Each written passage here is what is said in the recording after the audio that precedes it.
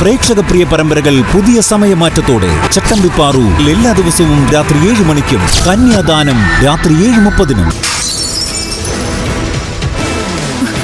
അങ്കിളെ 10, 50, 100 കോടിയല്ല 200 കോടി രൂപയുടെ ബിസിനസ്. അതാണ് ഗൗതം തുടങ്ങാൻ പോകുന്നത്.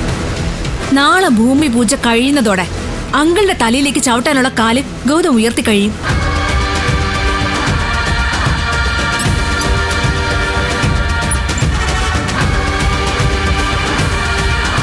അതൊരു ചെറിയ തുടക്കം ആയിരിക്കില്ല അങ്കിളെ.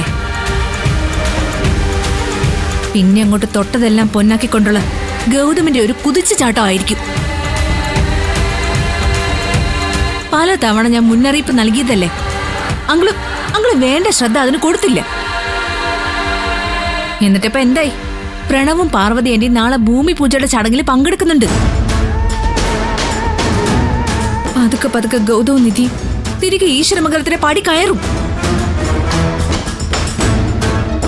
മുറിവേറ്റവനാ ഗൗതം, അപമാനിക്കപ്പെട്ടവളാ നിധി.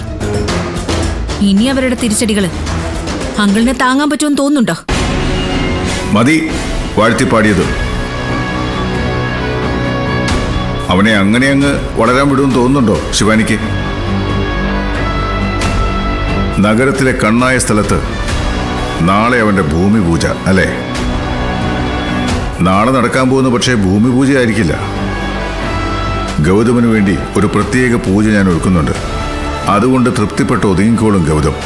അങ്കിളെ വല്ലതും നടക്കൂ? നടക്കും, ഡെഫിനറ്റായി നടക്കും. പക്ഷേ ഭൂമി പൂജ ആയിരിക്കില്ല.